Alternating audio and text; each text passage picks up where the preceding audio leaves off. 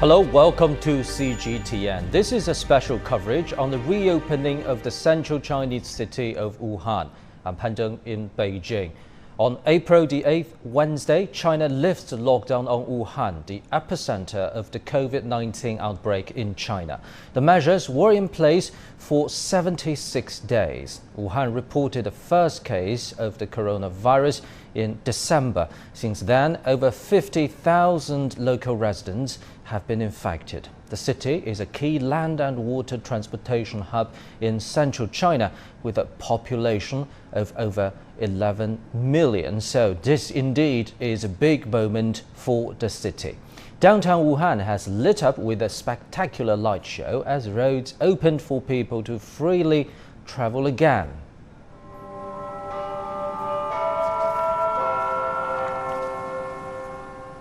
A bell rang about 8 hours ago, marking the end of travel restrictions in the city.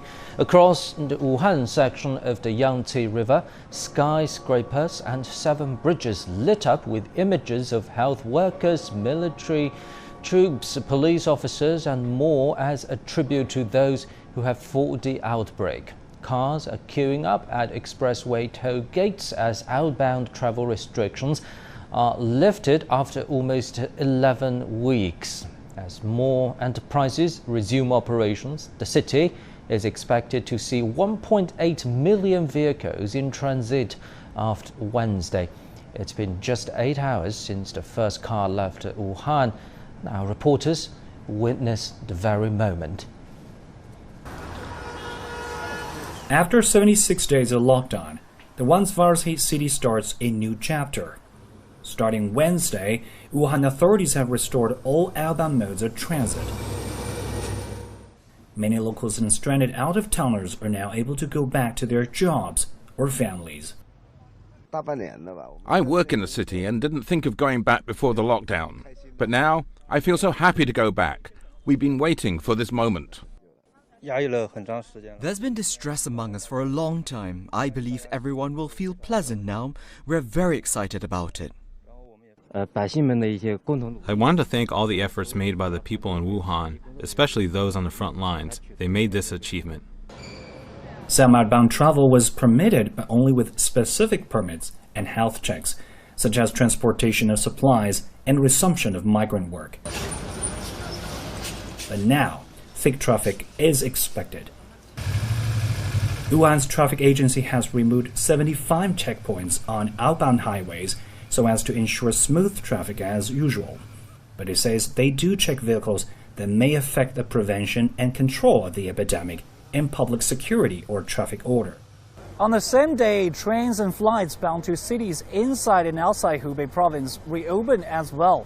But some restrictions still remain. For instance, daily trains from Wuhan to cities like Beijing are not immediately available due to the local prevention plans. Zhou Jiaxing, CGTN, Wuhan. From January the 23rd to April the 7th, Wuhan has undergone more than 70 days of lockdown to contain the spread of COVID-19. Our reporter Zhao Yunfei was there during the entire lockdown. He shows us a city that's determined to overcome the epidemic and return to its former self. A war without gunfire. The enemy, COVID-19. To contain the virus, Wuhan, the metropolis in central China, grinded to a halt. On January 23rd, its metro stations were shut down, inner-city public transport suspended, and highways closed. It came a day ahead of the Chinese Lunar New Year, dashing hopes of family reunions. 能够了解到，作为一个在外面拼搏了1年的人，每个人都希望盼望着跟家人合家团聚，但是遇到武汉这种事情，那真的是没办法。 Despite the initial shortage of medical workers and supplies, doctors and nurses risked their lives by doing whatever they could in the frontline battle against the coronavirus. 熟手太少了，就经验丰富的一线大夫少。大部分支援的大夫他还不是完完全全的这个 ICU 的大夫，所以培训啊、训练啊，它还需要一个过程。 Doctors and nurses fought courageously, their fearless inspiring and instilling confidence in their patients. 我是从死亡线上过来的人，这都全部交到医生了。现在的心情特别的激动，能出院了，我觉得哎呀，太重生了。But some didn't win the battle. Families that bore the loss of loved ones continue to grieve. 有时候还是觉得这不真实，毕竟真的就是你完全就从他走一直到现在，连骨灰盒都没有拿到，脑海里面他就是那种很鲜活的一个人。As people choose to stay home to reduce the spread of the epidemic, mental health counselors stood by to help those suffering from stress and anxiety. 在这个艰难的时刻啊，我想不只是爸爸您，还有孩子的妈妈，还有孩子自己，都在承受，甚至包括着我们每一个人，都在承受着这样一个面临一个巨大的这种考验的时候，可能内心中都在受煎熬。And everyone helped out in any way they could to support the virus prevention and control efforts during the epidemic. We're making an incredible sacrifice in Wuhan. You can look at the city, it just looks like a bunch of gray boxes made out of concrete. But what's really going on is the personal ties between people. On March 28th, after more than 60 days of lockdown, Wuhan railway stations welcomed its first batch of passengers. Migrant workers returned to work, while factories and business gradually resumed operations. 回来上班之后就看到大家就感觉，像往常一样了，然后也没有什么过多的顾虑了。As the COVID-19 threat receded, the city gradually lifted its quarantine measures, and residents are finally able to breathe a sigh of relief. More than 2 months has passed, and Wuhan is slowly returning to being the vibrant metropolis that it used to be.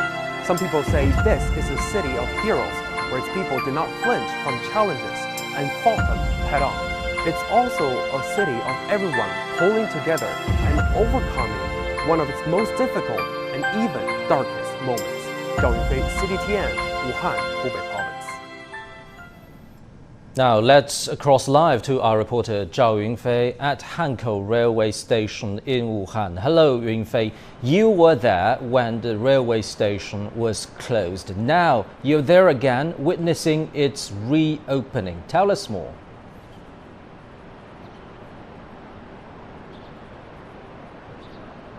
Definitely, Pandang, I'm back here again. And previously, when I was here, this is such a quiet place, and it has been keeping quiet in the past 76 days. Now, the railway station here in Wuhan has pushed its restart button. Now, starting from today, Wuhan opened its outbound channels, and that's why today you'll be expecting, I'm talking about 300 trains leaving Wuhan, the central Chinese city. Now, this one, as you can tell, the train behind me, it is leaving. This train is heading to Jinmen, which is another city in Hubei province. And certainly we didn't see that there are many passengers on the train, but there are some passengers. It's not a fully resumption, but we can still see that at least the channel is open. Now, in total, today we're expecting 550,000 passengers leaving from Wuhan, and that's a lot number. But compared with normally, that's not a big number. But that's still, given the current situation of pandemic, that's very many. And when we enter the railway station, we can see the checkpoints and where people have to show their green cards and have got their temperatures checked. Some people wear protective suits to fully protect themselves, but most people are very excited, happy to being able to leave the city. Now, the city was under lockdown on January 23rd, and back then a lot of people were puzzled because this is the city that sits on the central of China's high-speed railway network. So a lot of people got transferred over here to another city. So the lockdown of city certainly stranded some people. And now, due to the reopen of the railway stations here in Wuhan, it also shows the boost of the capacity of the country in general. And also, it can tell that how effective the lockdown of the city contained the spreading of the virus, because back then on January 23rd, that was the day before the Chinese Lunar New Year's Eve. So now the local authorities say that given the current situation, the reopen of the outbound lane, they have to be even more vigilant on their prevention job. Pan Deng. Thank you very much, our reporter Zhao Yunfei at Hankou Railway Station. Now let's cross live to our reporter Li Jingjing. She's now at Wuhan Tianhe International Airport. Jingjing, for the past 76 days, the airport witnessed coming in and out of medical workers and other people who are supporting the fight against this outbreak in Wuhan. But now it opens to people's travel. Tell us more about the traffic flow there. Okay, thank you, Pan Deng. So here I am inside the Terminal 3 of Wuhan Tianhe International Airport. And I have to say, at this first opening day, the number of passengers is beyond my expectations. Today, there will be 96 flights taking over 7,000 passengers to different cities across China, including Guangzhou, Shanghai, Chengdu. And actually, the first plane departs from Wuhan already left at 7:25 and is on the way to Sanya. And there will be another 100 flights arrive at Wuhan as well. Although the airport is unlocked, it doesn't mean it's unprotected. Actually, both the airport and airlines are taking a series of precautions to prevent this COVID-19 pandemic to spread further, because everyone wants to enter this terminal or want to board the plane need to show their green QR code to prove their health conditions or provide a health certificate provided by communities or hospitals. Actually, right before our live, I saw a passenger. She already bought a plane ticket to another city, but because her QR code says she cannot leave Wuhan yet, so she couldn't board the plane and had to go home. This is how serious the measures is. And although the airline service is back, but the online check-in service and the self-checking machines at the airport is not resumed. Everyone wants to board a plane have to go to the check-in counters. I want to show you here because we are right in front of several the check-in counters, and you can see there are passengers being checked by the staffs. They're showing their green QR code to prove their health conditions, and also the staffs are teaching them to register with another QR code.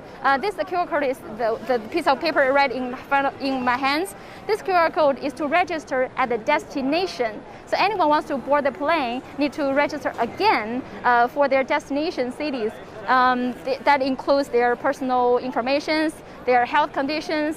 So say if any suspected case or confirmed cases occurred on that plane, the airlines will be able to notify all passengers on the plane to take precautions or to self-isolate themselves. So a lot of measures are being taken, and I'm very happy to see there are so many passengers planning to leave on the first day of reopening the airport, because by taking the plane, that means after 76 days of lockdown, a lot of people can finally go home or go back to work.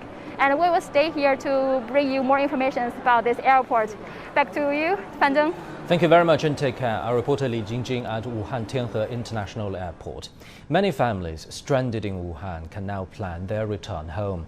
Earlier, my colleague Zhou Jiaxing followed a family preparing to head back to their own city.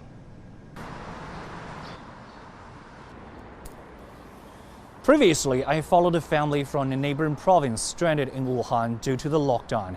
With the situation now more under control in the city, more such people with good health records are able to go back home, including this family who unfortunately lost a loved one during the COVID-19 pandemic. Days ahead of Wuhan ending its 11-week lockdown, Huang Daoshen and his mother can now pack their luggage in the realistic hopes of leaving the city. 社区帮忙安排了一个回去地接的一些文件。 The community helped us prepare travel permits in tandem with an acceptance letter from a hometown in Zhejiang, Jiangxi province. Having had us tested, they're driving us to the provincial border and assisting with the transfer. 就是黄道生呢，他们一家要有返乡的这个意愿。Given the family's strong will to go back, we reported their test results to local authorities, which came back negative, complete with health records and transportation information. Although inter-provincial traffic is now reopened, outbound travel from Wuhan is still under scrutiny, but negotiable. Apart from these procedures, Juan was also waiting for his brother's cremated remains. He died 2 weeks after being confirmed to COVID-19. That diagnosis came during treatment for leukemia, which is why the family traveled 250 kilometers to a Wuhan hospital 6 months ago. During the pandemic, families are not allowed to bid farewell to the deceased, while funeral parlors are asked to notify them when appropriate. The community told me there would be many claiming cremains, and they had to arrange me an appointment consistent with the necessary documents. I went there on the first day, waiting in line for more than an hour.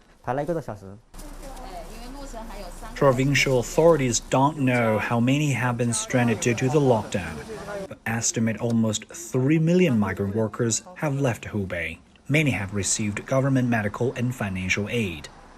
Soon, Wuhan will be added to the already 100 million rural migrant workers across the country, as small and medium-sized businesses are grappling with a challenging resumption and employment. 周亚信 CGTN, Wuhan. It was not easy for China to close down Wuhan with a population of 11 million. So what led to the decision? Nicole An has more details. A city-wide lockdown. Quarantine had never been tried on such an enormous scale. But in a bid to prevent the further spread of COVID-19, Chinese authorities decided to seal off Wuhan. The lockdown of Wuhan plays an extremely important role in prevention and control of the epidemic. We have to strictly control the sources of infection, the infected and those who come in contact with them. Epidemiologist Li Lanjuan was a member of the expert team sent to Wuhan on January 18th, when little was still known about the new coronavirus. Leading the team was China's renowned respiratory expert Zhong Nanshan, who helped battle SARS in 2003. The team visited hospitals, the Wuhan Center for Disease Control and Prevention, as well as the Huanan seafood wholesale market, which was linked to early cases of the novel coronavirus. 2 days later, they revealed their findings. Almost all of the cases are connected to Wuhan, either going there or coming from the city. There are now confirmed instances of human-to-human transmission. Following the suggestions of the expert team, China soon raised the infectious diseases alarm from Category B to the highest level A. Such classification requires faster reporting and stronger isolation measures. A few days later, on January 23rd, authorities imposed a travel ban on Wuhan. The city went on lockdown just as people were getting ready to celebrate the Chinese New Year. Usually a time to head home to see family, many people's travel plans were halted as the country implemented strict measures to contain the virus. The chief epidemiologist at China's Center for Disease Control and Prevention explained why the lockdown was essential at that specific time. Zheng Guang said mass movement of the population needed to be prevented during the busiest season of the year, and authorities required more understanding of the outbreak before such a decision could be made. Subsequent studies find the lockdown of Wuhan was a life-saving move. It helped delay the arrival of the disease in other Chinese cities by at least 3 days, preventing hundreds of thousands of infections. Nicole Ng, CGTN. For more insight into that, we're joined in the studio by Professor Wu Zunyou, Chief Epidemiologist with the Chinese Center for Disease Control and Prevention. Thank you very much for joining us, Professor. So actually, you are one of the leading experts at the front lines of fighting this outbreak. Now let's talk about this lockdown. 76 days long, locking down a city with a population of at least 11 million. This is unprecedented in human history. It's very fair to say that. So what do you make of this measure? Do you think it's crucial and effective? Yes. We made an assessment. I think right now the outbreak has been brought under control. the transmission chain was broken, and it's a great victory. So we did assessment. Canton Sanitaire for Wuhan has prevented for the at least 1.5 million of cases across China, and avoided over 60,000 of mortality. So it's really a great impact to save life. So let's talk a little bit more about what's happening right now on April the 8th. Wednesday, the lift of lockdown on Wuhan. Actually, the more specific way to say this is the lift of restrictions on channels of transportation and people's mobility. That means other control and prevention measures are not lifted. Tell us more about the challenges ahead. After this outbreak, so we still see the potential risk for the possible outbreak. First, it's a majority of people are not infected. They are still susceptible. So once people COVID-19 cases come into the community, they are still cause possible transmission and outbreak. So for the prevention measures, we are still not relaxed. On the other side, we strengthened more. So we will strengthen our surveillance to catch up the early cases, particularly when people infected in the early stage. That's mostly important to prevent epidemic. So you're saying that the investigation into the very origin of this outbreak is still undergoing? Right, that's correct. So not just the investigation, we also have active surveillance, try to catch people at early infection. That's very important to catch the epidemic sign. Well, Professor, we'll be getting back to you on this. Now, so during Wuhan's lockdown, what special measures did authorities employ to control the outbreak and help residents through the crisis? We'll talk about that very soon, but now let's cross live to our colleague Tang Bo in Wuhan. He's been following the whole lift of lockdown very closely. Hello, Tang Bo. Thank you, Pandeng. Today we have with us Associate Professor Zhu Yong from Zhongnan University of Economics and Law, who is also Director of Education Center for Master of Translation and Interpreting of the university. He's here to share with us his life under home quarantine. Welcome, Professor Zhu. Now, look at the bridge right behind us. It has been standing here across the river for over 60 years, and it was emptied for the first time in history. How does that make you feel? Well, to be honest, when I first time saw the empty Wuhan Yangtze River Bridge, I was quite sad and very depressed. The Wuhan Yangtze River city has always been the landmark of the city, and also it is a milestone of the history of development of Chinese bridges. And it also is a great witness to the China's economic takeoff. So the bold and the very unprecedented decision to lock down the city of more than 10 million people is a great event in the history. And I think many people in Wuhan, including me, could understand the government's decision very well, because this is the only way to contain the spread of coronavirus. And I was very happy to see that early this morning the government has already decided to lift the lockdown, which is also a mark of the victory of the battle against the COVID-19. Okay, and a little bit more about yourself as a resident living in the city for over 20 years. How was your life under quarantine, and was your food supplies and water supplies well guaranteed by community workers? How was that? Okay, during the 26 because of the audio problems, we have to get back to you, Pandeng. Very much, my colleague Tang Bo in Wuhan, and he will try to keep us updated on this very special occasion. So during Wuhan's lockdown, what special measures did authorities employ to control the outbreak and help residents through the crisis? Take a look. A massive city told to suddenly shut down, production to stop, residents to stay at home, except for emergencies. Then attention quickly turned to resolving the hundreds of practical issues such a drastic measure throws up. Problems can be solved when the momentum is up. With help from across the country, Wuhan can get through this. Wuhan is a very heroic city. And help did come from all over the country. More than 40,000 medical workers answered Wuhan's emergency call.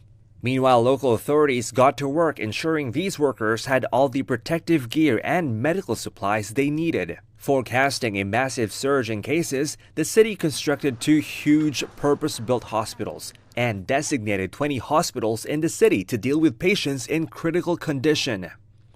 On top of that, a host of public venues were converted into temporary hospitals, providing over 12,000 beds for those with mild symptoms. Such temporary hospitals use the minimal amount of social resources. By making simple modifications to existing structures, they can help treat the expanding number of cases. The WHO advised the importance of testing, and by February 4th, China's National Health Commission said it had 100,000 testing kits for Wuhan, which was now a city in a critical state. But this was just the beginning. By early March, average daily testing had been ramped up to about 20,000. About half of those were going on suspected cases or close contacts of the infected. So many lives were in danger in Wuhan, but authorities promised that no family or individual would be neglected. Officials and community volunteers went door to door carrying out screenings on residents throughout the city. Meanwhile, recovered patients who were discharged from hospital were asked to spend some extra time in quarantine until they could no longer transmit the virus. It's reasonable, yes. Both the clinicians and the patients and the relatives should be careful about this phenomenon. With residents urged to stay at home as much as possible, authorities tried to minimize the impact on their daily lives. Tons of vegetables, meat, and other food items were transported from around the country to fill the shelves of Wuhan supermarkets. The local government organized special transportation for those who needed emergency medical treatment or had critical appointments to meet. It also worked to ensure pharmacies were able to stay open and residents were able to source protective gear like face masks. The commander-in-chief of China's war against COVID-19 later visited Wuhan. Upon arrival, President Xi Jinping headed straight to Huashenchang Hospital. There he met with medical workers who were among the tens of thousands who had joined the front line at the height of the health crisis. All you need to do is to be confident. We will win this war against the epidemic. Wuhan will win, Hubei will win, China will win as well. With Wuhan's lockdown now lifted, China takes another huge step forward in its recovery process and gives the rest of the world a sense that the end might not be too far away. Chuck Tinte, CGTN. Now, for more on what's happening on the ground in Wuhan, again, let's cross live to my colleague Tang Bo in that city. Hello, Tang Bo. Thank you, Pandon. We're back again against all odds. Now let's continue with our interview, Professor Zhu. So about yourself, how was your life under the home quarantine? Was the food supplies, water supplies well guaranteed? Okay, like many people, we try to stay at home as much as possible. And I think the Chinese government and the local community workers were doing a very good job. And they tried to guarantee the food supply and the daily necessities are in normal state. And I think most Chinese people, including the people in our community, are trying to do their best to help each other during the home quarantine. And we try to manage our normal life. For example, I have to teach class online, and my kid has to attend online courses. And we try to make our mental state in a normal state and try to be calm and try not to get depressed by those negative news reports or some self-media, so that we can try to be cooperative. And I think we all did a very good job. What about community workers? Like you mentioned that we have to stay, maintain our mental status. Yeah, they try to collect all this information, the people, senior citizens and children, who are in need, and also they try to help the patients to get medicines they have to take, and they try to arrange the order and the online shopping necessities, and also for those logistics management. And I was deeply impressed by those volunteers, and they tried to reach the last 100 meters to the door of every homestay. And that's why I think the leader of our nation said the people of Wuhan are heroic, and the city of Wuhan is a heroic city. Yes, I want to ask about that. Heroic city and heroic people. What do you think of that? What's your take on it? Yeah, I've seen a lot of stories reported on the newspaper. The medical workers, the nurses, doctors are trying their best to rescue lives of people. And also for those police officers and those volunteers, and they were very brave. And they tried to help people and try to maintain the city as usual. So that's why I'm very proud of to be Wuhanese. And also I think with the joint efforts from nationwide and international friends, the final victory is possible. And I'm very glad to see that today Wuhan has lifted the lockdown, and which means Wuhan re-enters the world. And that triggers my another follow-up question about the local culture. Mm-hmm. Is that one of the major reasons that helped local residents and people here when to go through such a difficult period of time? Well, if you take a look at the history, and you will see that this city is full of stories and historical events from the revolution time.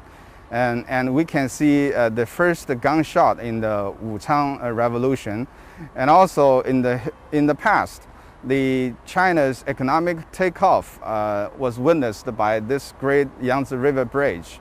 And it has become one of the most important industrial centers in China. And Wuhan, as one of the most important innovation centers in China's economy, is going to have a very promising future.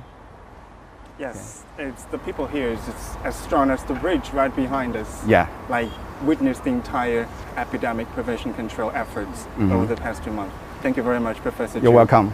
Handong. Thank you very much, my colleague Tambo in Wuhan. So how effective was Wuhan's lockdown in terms of curbing the epidemic? A new study published in the journal Science sheds some light. It says the lockdown delayed the virus's arrival in more than 130 Chinese cities by about 3 days. It bought extra time for over half of China. It says the lockdown, combined with other control measures, has prevented hundreds of thousands of cases to happen. It helped to reduce infections during the first 50 days of the outbreak by 96%. For more details, you can go to the Science Journal website and check out the whole article. Now, for more insight into that, we're joined in the studio by our current affairs commentator, Dr. Victor Gaozhikai. He is the Vice President of the Center for China and Globalization, a leading think tank in China. So, Dr. Gao, let's start with this 76-day lockdown.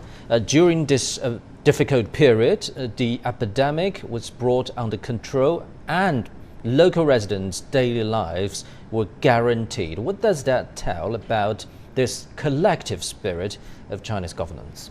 Today is a big day for Wuhan, for Hubei province, and for China as a whole.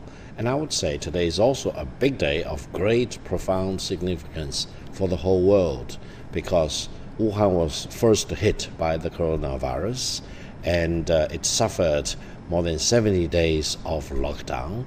Most families are shut down in their own homes without venturing out, and all the necessities, in many cases, were brought to their doorstep by thousands of community workers, volunteers, etc. And more than 43,000 doctors and nurses from all other parts of China rushed to Wuhan and other cities in Hubei province to help rescue the people. This more than 3-month period really witnessed the best of people in Wuhan, the best of the people in Hubei province, and the best of the people in China as a whole, because everyone pitched in, everyone abided by the very strict rules and regulations, everyone helped out each other simply by staying at home, you are contributing to this great effort.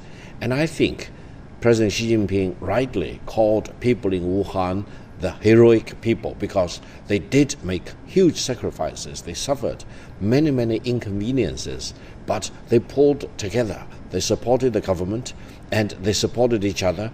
They cheered the doctors and nurses. And now the coronavirus in Wuhan has been brought under control. This should be really a great inspiration to many other countries who are still in the middle of this fight against the coronavirus. And today we celebrate. Everyone in China celebrates the lifting of the lockdown in Wuhan. Why? Because we were all part of this campaign. And today witness the triumph of Wuhan, the people in Wuhan. And this happened all under the supreme leadership of China, including directly President Xi Jinping himself. And I think China and Hubei province and Wuhan city in particular demonstrated the finest hours in our history. That is, we are able to get united to fight against the coronavirus. This is truly a great triumph for mankind. Dr. Goh, we'll be getting back to you on this. And coming up, our reporters will take us to Wuhan's famous scenic and food spots and talk to people there. Do stay tuned for that.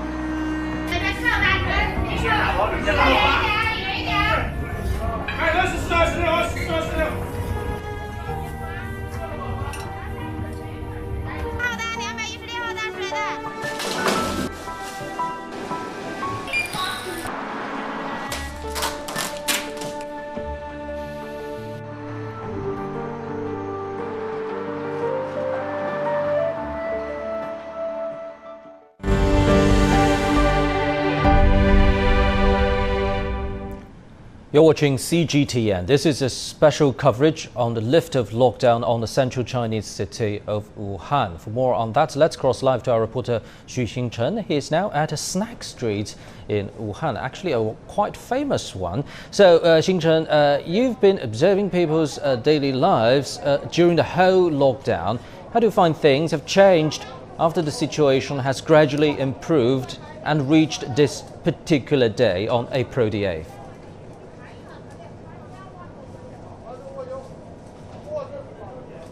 Yes, Panda, but first I need to show our viewers something. So for some, they might need their morning coffee to fully wake up, but for people here in Wuhan, they need their hot dry noodles. What is it? Just right behind me. They are making fresh hot dry noodles, and this mister has been making this very dish for over 40 years. So, Mr. Wang, tell us a little bit what's in this dish and why are Wuhan people so in love with the hot dry noodles? 就是我们这个热干面里面有哪些原料，然后为什么武汉人这么喜欢吃热干面，尤其是早餐？ Actually, the hot dry noodles can consider as the alkaline noodles. Actually, the noodles divided into different types, and here this is the alkaline noodles. And for the people in Wuhan, they really like this kind of a noodle. And we actually grew up with eating the hot dry noodles. So for us, it's not just bring the energy to our body and also actually bring the energy to our mind. You can see actually we always stay positive. We always have that full confidence to our life after we're eating a bowl of hot dry noodles. So this is really nice one. Mr. Wang. So as Mr. Wang has said, the hot dry noodles is iconic here in Wuhan. Wuhan is known for many things, and hot dry noodles is one of them. And for this shop has reopened by late March, but still dining in is not allowed yet. So only takeouts for people. And as I mentioned, people in Wuhan, they need to eat this dish, their favorite dish, to fully wake up in the morning. But during the isolation, during the lockdown, I can say this, the people of Wuhan may have not yet fully awakened. And here today, April 8th, is a big day. It's another step towards the final victory over the battle with coronavirus. And people see the hope, and people pouring back to get their favorite breakfast dish. And I need to introduce another friend of ours, and this is Chen Zhijian, working for a Wuhan local and working for the local station for Han News, right? Yeah. So tell us a little bit how Wuhan people during the lockdown, how they feed themselves, how you actually feed yourself. Yeah, it's memorable because though the supplies are not as sufficient and various as usual, but I think the government has provided as much as they can.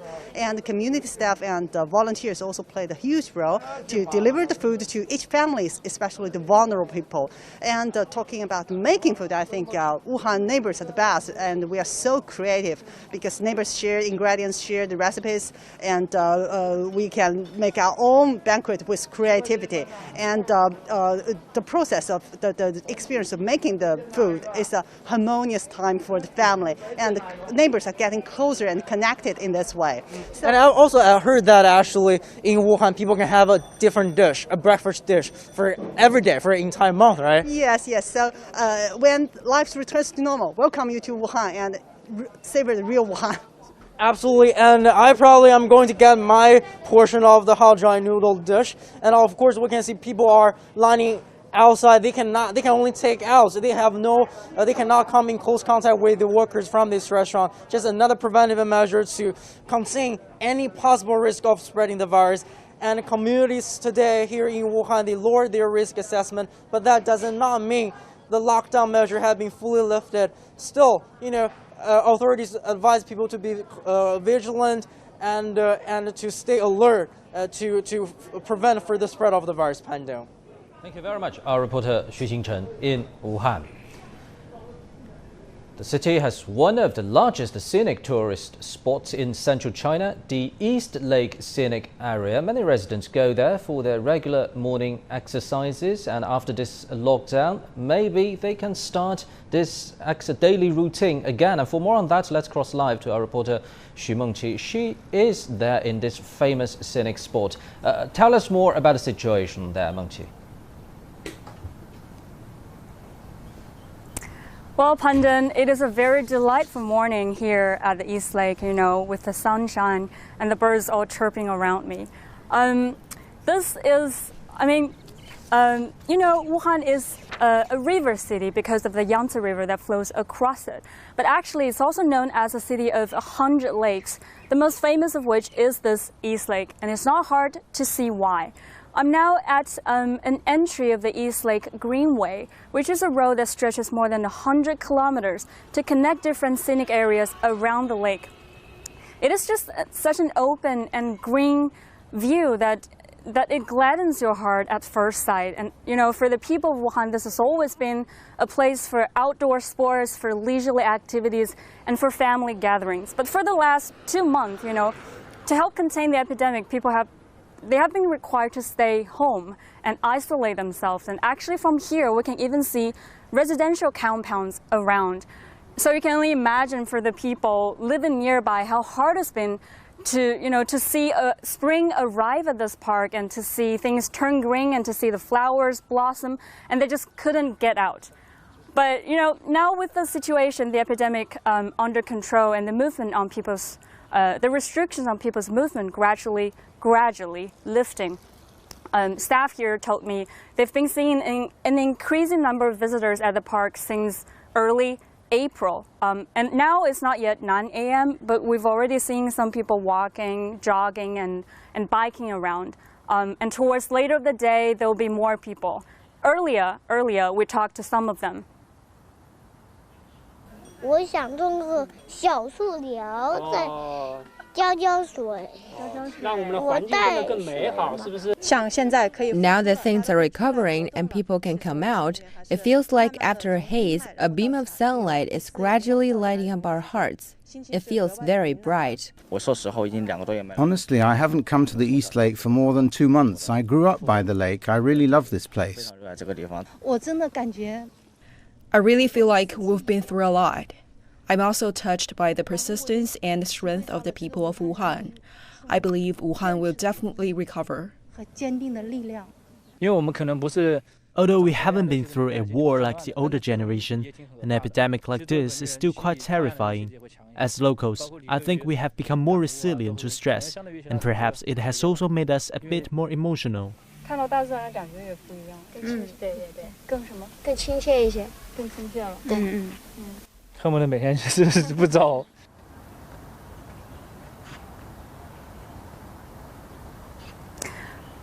Well, Pandan, you could see very complicated emotions in there, and it's only natural for people to have them after what Wuhan has experienced. And also, I think being in such an open space also allows people to, for those emotions to surface and for people to reconnect with nature and with their city. Back to you, Pandan. Thank you very much, our reporter Xu Mengqi in Wuhan.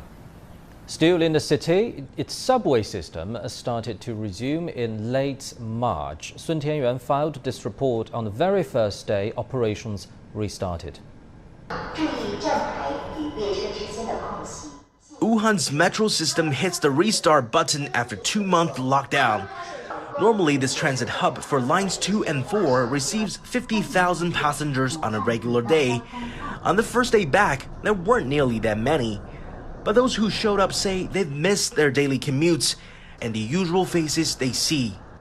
I'm going to Xunlimen Station on line 2 to see my fiancée. I haven't seen her in 2 months. Li's fiancée asked him to stay put until the outbreak was completely over, but he couldn't wait and took the train to see her before going to work.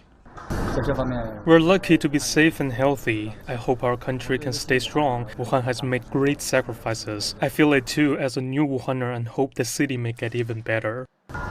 Metro workers are also glad to see people other than themselves after an unprecedented 2-month gap in local history. The metro reopened today, meaning residents' daily lives will return to normal soon. I'm quite glad. To guarantee safe travels amid the outbreak, the station continues to check passengers' temperatures and still uses big data to track each rider's health status, arrival, and departure. Sun Tianyuan, CGTN, Wuhan. As the situation in Wuhan improves, the city's public transportation system, including its subway and buses, have all gradually resumed operations.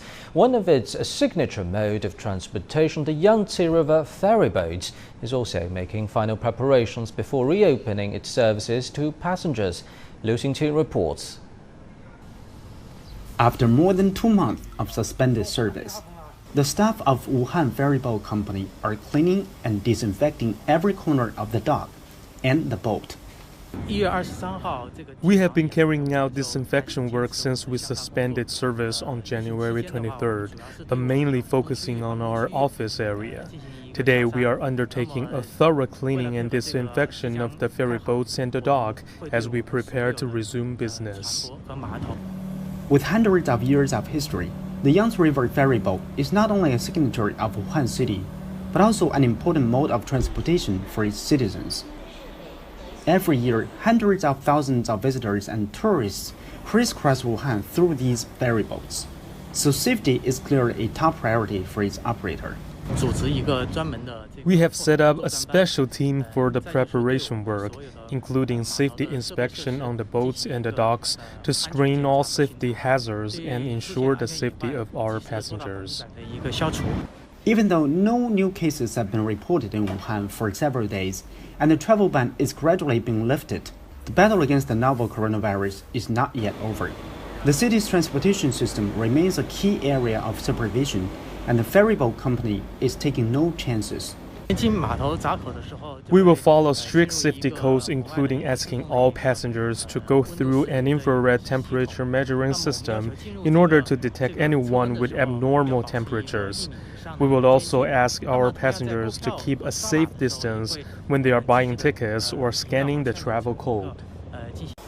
For more than 2 months, the city of Wuhan has virtually been in a standstill as 9 million of its residents are forced to stay home to avoid cross-infection. Now, with the epidemic coming under control, the reopening of the ferryboat is a clear indication that life is slowly but surely returning to normal.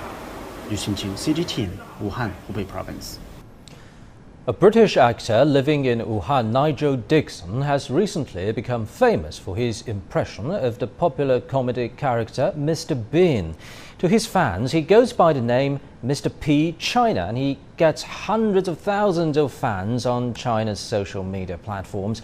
Earlier, CGTN talked to him about his life in Wuhan during the lockdown, and today, on this very day, Mr. P. China is also witnessing Wuhan's reopening. Now, let's talk to him once again. Thank you very much for joining us, Mr. Dixon. So today, on this very day, we're not asking you to tell the story of the lockdown because you live the whole story. So how does it feel on this very day as a foreigner and also a member of the local community? Yes, good morning. How exciting, hey? So 76 days and here we are. So many people have been waiting for this day. It's quite incredible. The people of Wuhan, the local community, everybody has come together as one. And I think, as we've heard so many people say, the key thing in getting beyond the virus is everybody took on the notion of self-isolating.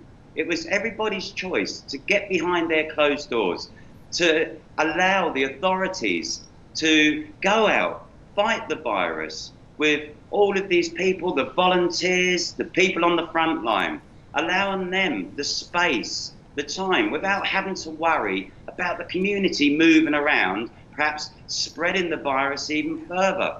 So, you know, what a great achievement that the people of Wuhan have achieved and created for the whole of China.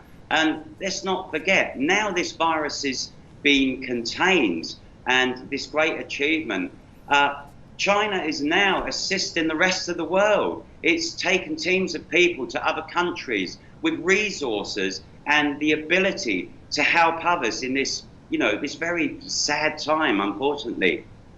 So, Mr. Dixon, CGTN has been covering almost real-time updates in Wuhan on this very day. So, we've seen people gone out for their dry hot noodles, and people have gone to East Lake Park to enjoy the sunshine, fresh air and nature.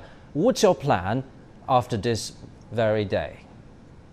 Well, from the outset, I'd just like to say that my experience here in China, to start off with, is very mixed feelings. Being a Westerner, I felt this feeling from the beginning of being quite vulnerable and a little frightened in some ways, because it was the unknown from the start, wasn't it?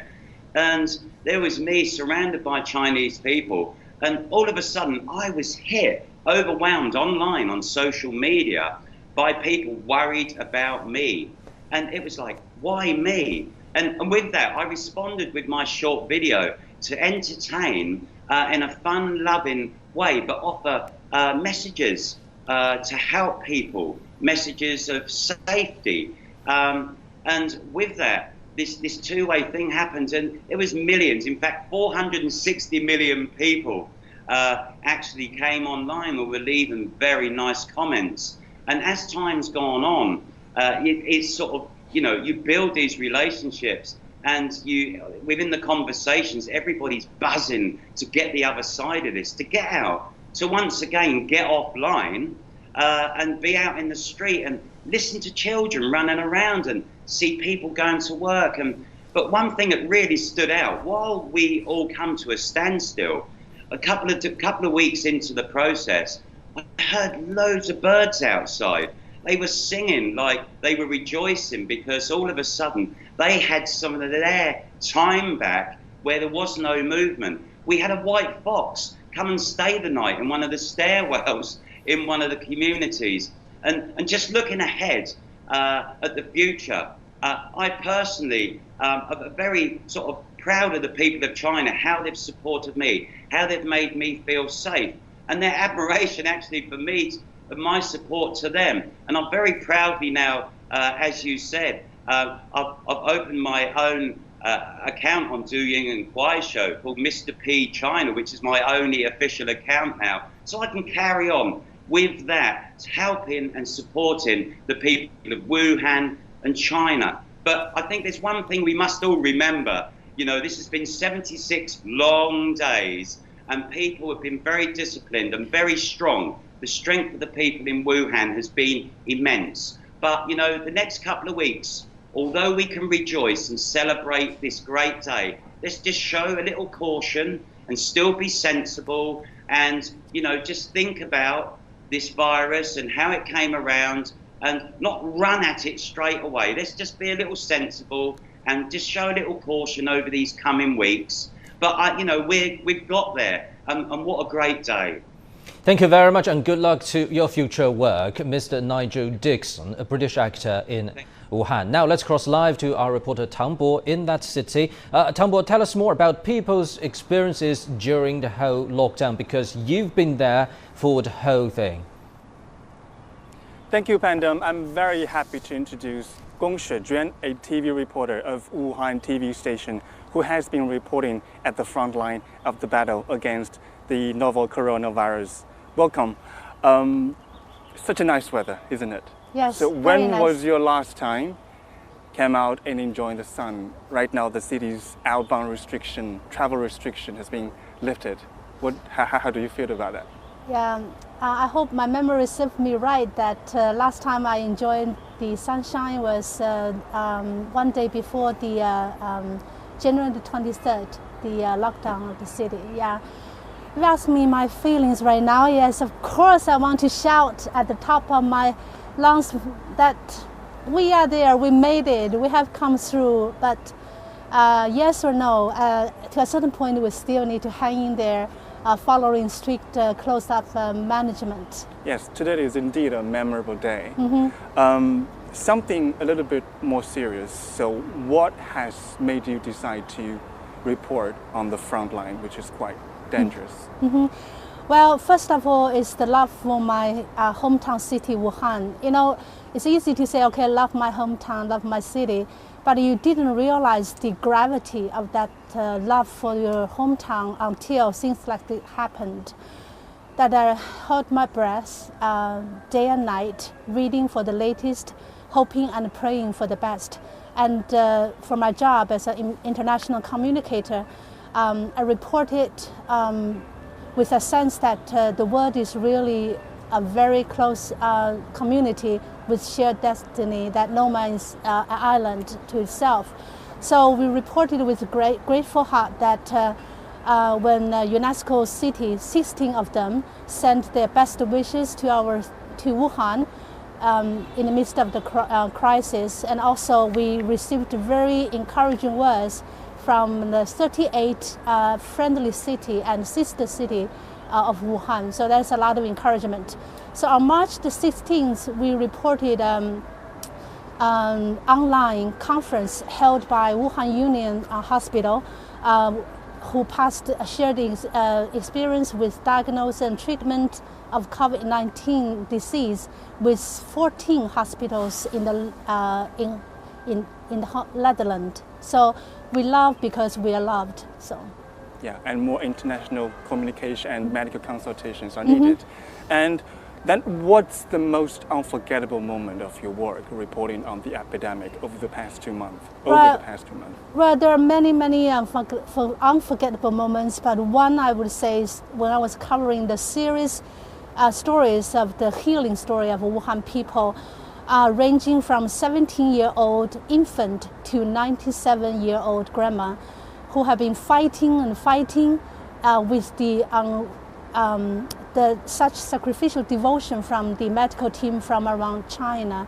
So they fought and they came through. So that was a very touching moment, because that added to the note of hope that we can prevail. Me, myself, cannot imagine stay at home under home quarantine for 2 weeks or even more times, but people of Wuhan made it. What kind of a spirit is that that helped them to go through such a very difficult period of time? Right, yeah, so our city motto says, Wuhan, to be pioneering and to strive for perfection. So that says a lot of our city spirit. But this time, I think Wuhan people really demonstrate remarkable heroic spirit. And I think that my understanding of this is in two folds.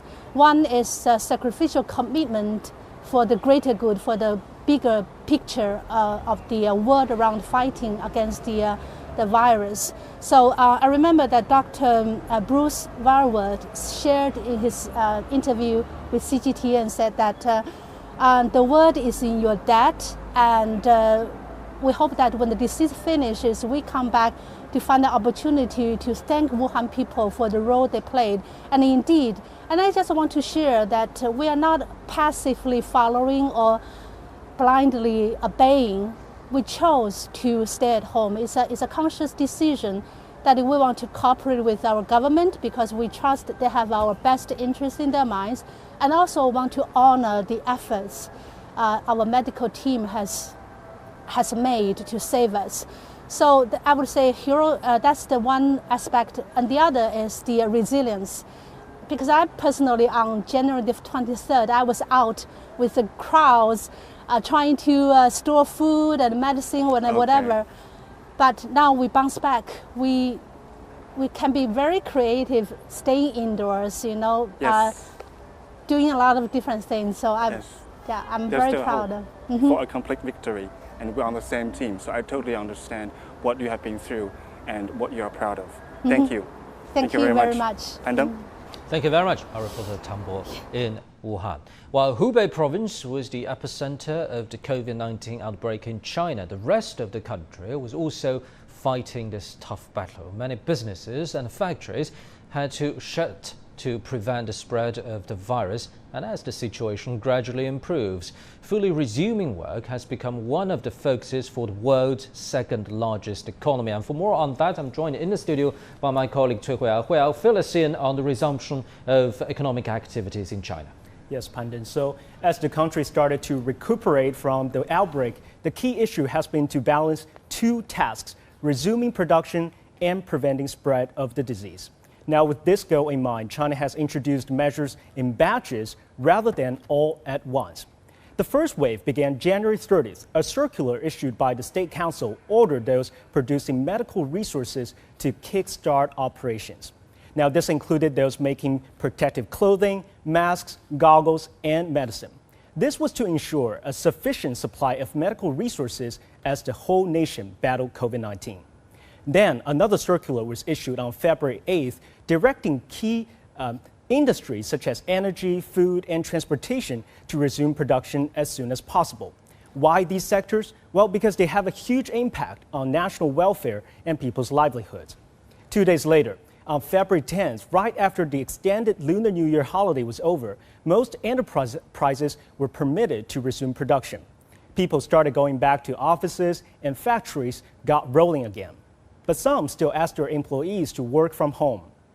On February 21st, China's Ministry of Transport called for the resumption of major projects that are in line with the country's development strategies. Now, this mainly targets construction projects such as roads, waterways, and airports. And around that time, tourist attractions began to reopen to the public, but only those in low-risk regions. Various directions were given to the sides, such as how to control visitor flows, prevent public gatherings, and handle emergency situations. Meanwhile, foreign companies have not been left out in the process. Since early February, China has been helping foreign businesses to restart production. Support includes expediting government services, helping with the purchase of protective gear, and promoting investment cooperation. However, as a global pandemic has occurred, some sectors, such as the entertainment industry, remain affected. That includes karaokes and movie theaters, which remain shut. So it would probably take a while before we can have those entertainment options back, but the good news is the life is back on track in China. Back to you. Thank you very much, my colleague Cui Hui out there. Coming up on this special coverage, we talk about the heroes of the tough battle against the pandemic. Medical workers who are at the front line in Wuhan speak exclusively to CGTN. We also speak to doctors in Wuhan who are now sharing their battle experience with their counterparts all around the world and how Wuhan is preparing for the possibility of a second wave of outbreak. Special coverage from Wuhan continues right after this.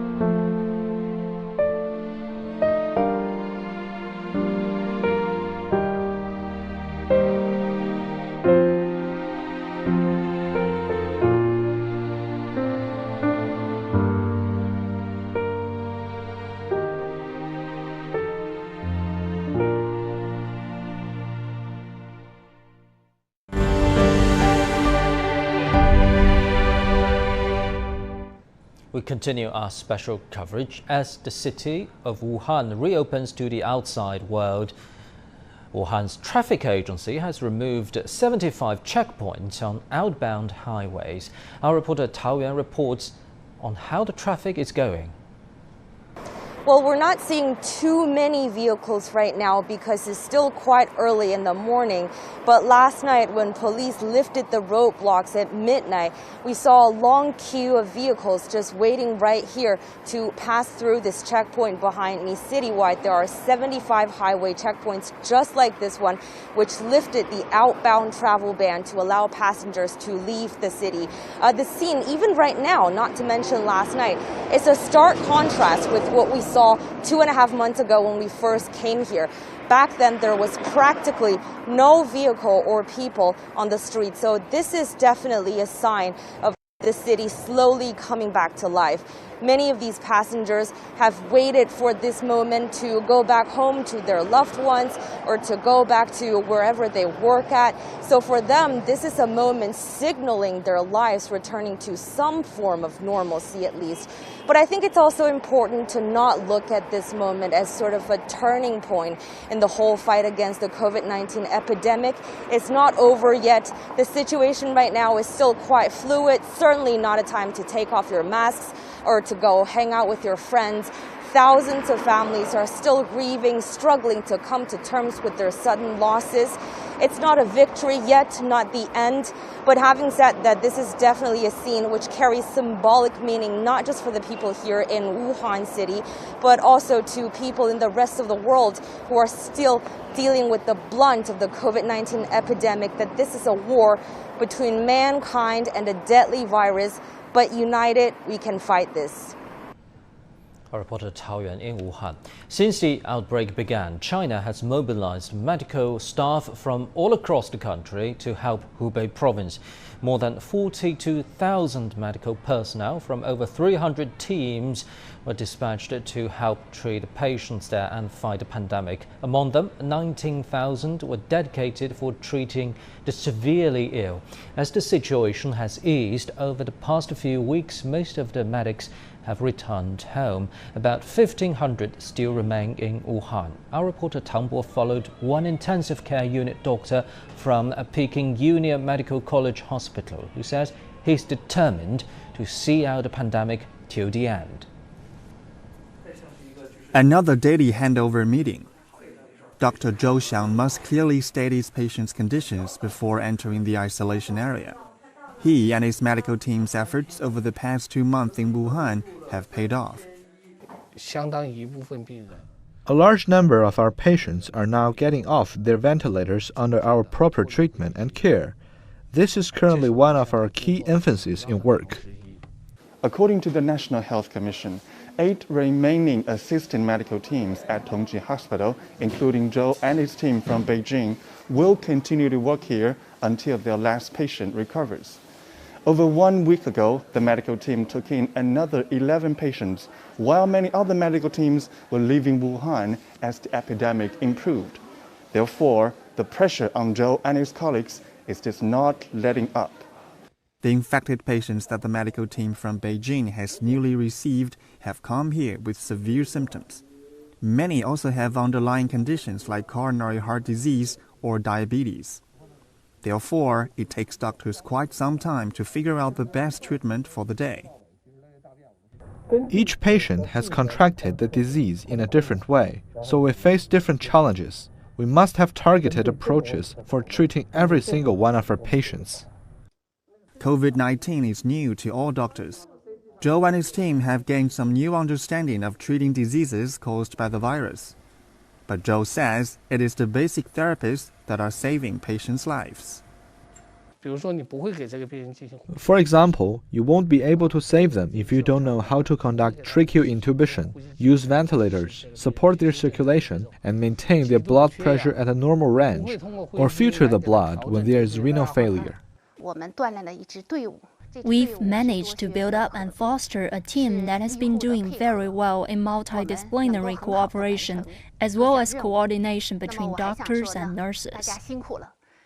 The epidemic has largely been kept under control in China, but Zhou still worries about the risks of spreading by sporadic, imported, and asymptomatic cases. He says he's ready to fight yet another battle against the virus whenever necessary. Tang Bo, CGTN, Wuhan, Hubei Province. As supporting medics leave Wuhan, local hospitals are getting back to normal operations. Our reporter Sun Tianyuan has been following the pandemic in Wuhan for over 2 months. Now he's standing by at Zhongnan Hospital of Wuhan University. Tianyuan, how are things going there for doctors and patients?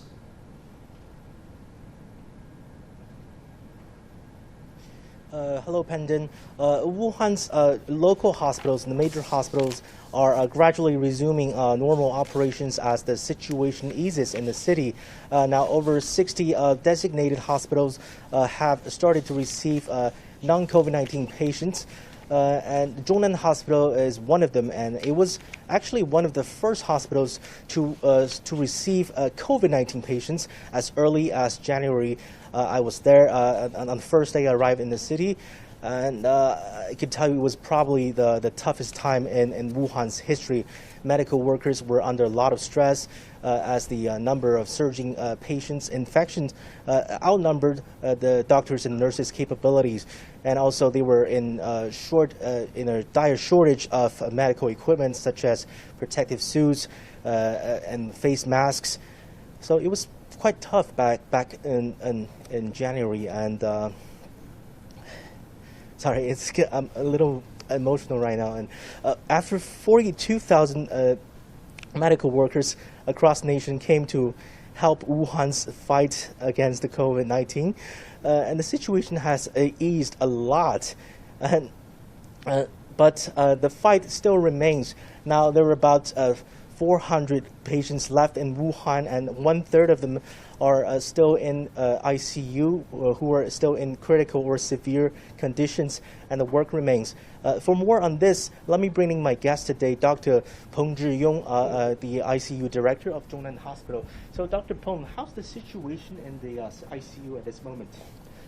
Here is the one of the ICU in our department, where it used to be for the critical ill COVID patients. We have experienced a tough time in our life.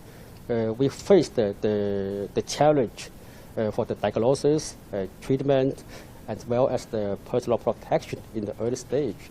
Now, all the COVID patients here have been transferred to the Leishan Hospital. So I understand your hospital, Zhongnan Hospital, is also responsible for Leishan Hospital, which is a makeshift hospital the city built to receive more COVID-19 patients during its toughest times. So what's it like to work inside the Leishan Hospital at this moment? Actually, we opened 2 ICUs in Leishan Hospital in the early February. So before before late March, we have 3 ICUs for the critical ill COVID patients. One is this ICU, other 2 in the Liechtenstein hospital. So right now, around more than 20 critical ill COVID patients in the Liechtenstein ICU already. Most of them are elderly, with long history, with more comorbidities. The majority of them stay in hospital for almost 2 months and stay in ICU for more than 1 month. Right, so there's much work ahead. Although the city has lifted its lockdown, its 76-day lockdown, there's much work remains for medical workers in the city. So how do you think the reopening of the city is going to impact your work at the hospital? So actually, our hospital has resumed the routine medical care gradually. In our ICUs, we have taken almost 30 non-COVID critical ill patients already. So I mean, the reopening is good news for the citizens in Wuhan, but it's the challenge to the medical professionals. So we have to set up the triage area in our clinics, try to separate the potential COVID from the non-COVID patients. So we set up the buffer area to quarantine all the patients overnight there, and put in the different buildings based on the results. So there's much work ahead for medical workers in the city. All right, thank you, Dr. Peng, for joining us today. And that's all from me. Back to you, Pandeng. Thank you very much, our reporter Sun Tianyuan at Zhongnan Hospital in Wuhan. Wuhan's Huoshenshan and Leishenshan hospitals have played key roles in treating severe cases of COVID-19. When the epidemic broke out in the city, thousands of people worked day and night to construct 2 hospitals in a very short period of time. Yo Yang takes a look at how they completed the tough work. This is what people call China speed. In just 10 days, the country completed the construction of 2 hospitals built specifically for coronavirus patients.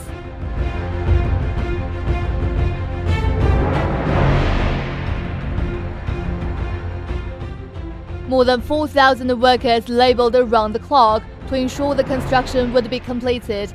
With a floor area of nearly 40,000 square meters, the hospital has 1,000 beds to treat patients. 这个我们用了相当于是2个白天2个白天3个晚上的时间，包括2月6号这个那天下大雨的时间，把这个我们整个的A1区的水暖电这个基本施工完成。现在陆续的大家为了这个项目的建设，陆续全国各地赶回来了，完了人员充足了，现在是3万多的工作状态。The construction of Leishenshan Hospital began on January 25th. It's bigger than Huoshenshan Hospital, with 1,600 beds. China's Central Television provided a live video feed of the construction. More than 27 million netizens watched and left messages online saying that "Come on China, come on Wuhan."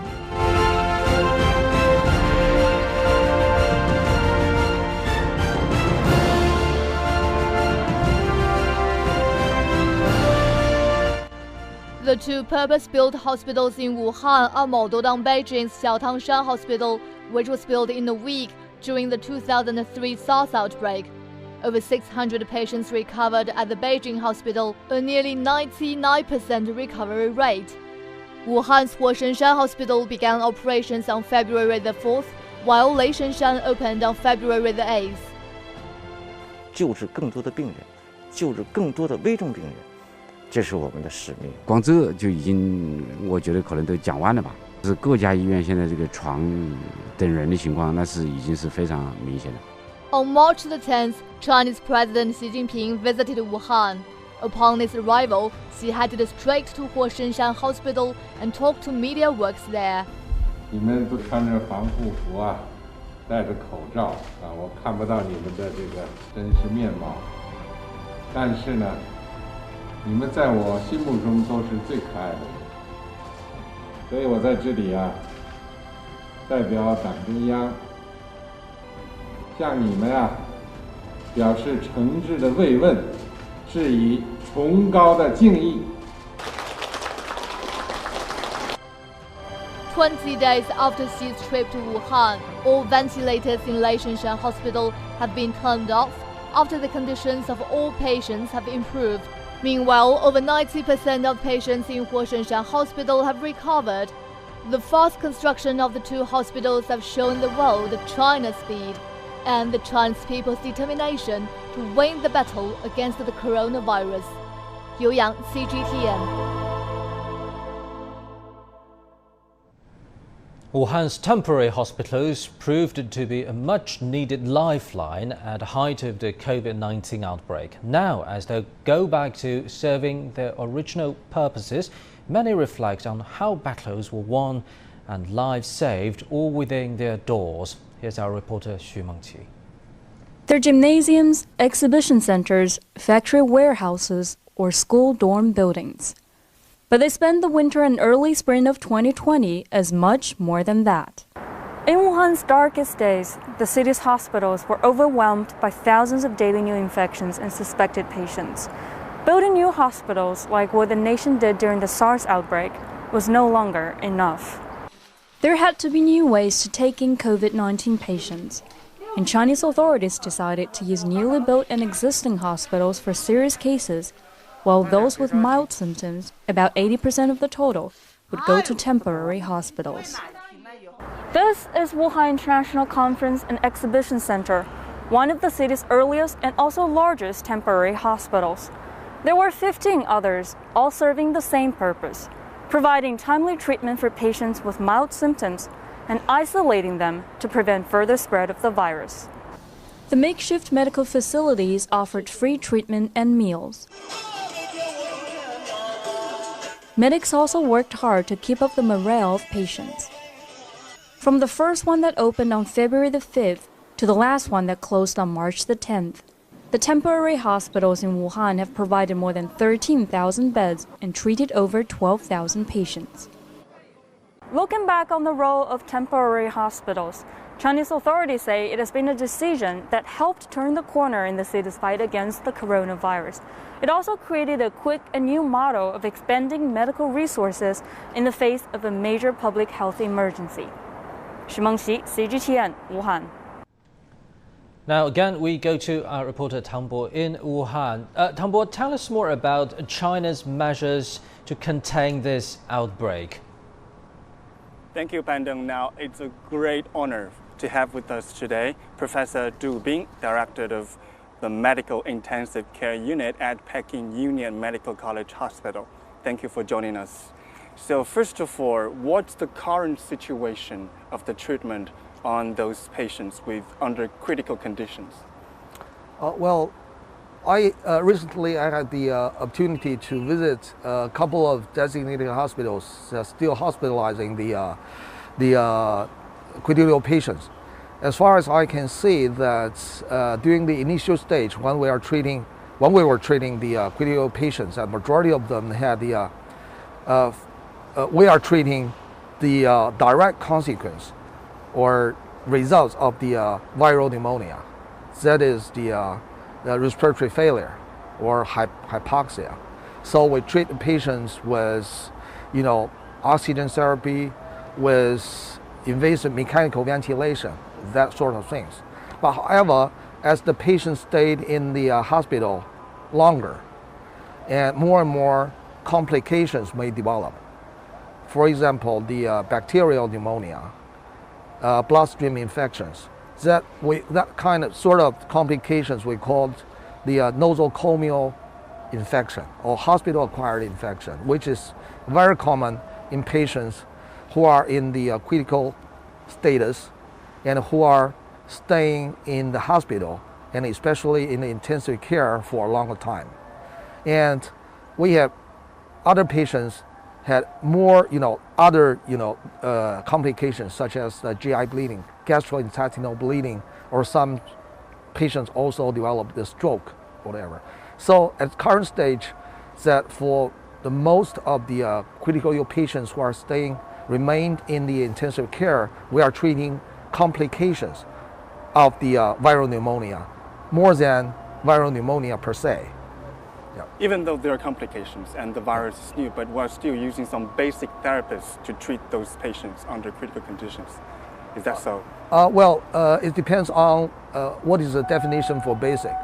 Yes, my answer is yes, because we are treating the patients with the fluid therapy, with nutritional support, with some of the oxygen therapy, with some of the, if the patient has some circulatory, failure or shock, we should use the not only fluid but also some medications to vasoactive agents to restore the stability of the cardiovascular, function. Yeah. Because of the train.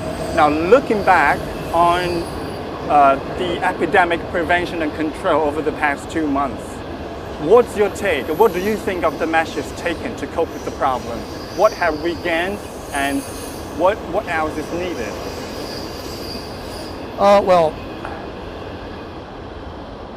I think it's with regards to the prevention and control of the outbreak of COVID-19.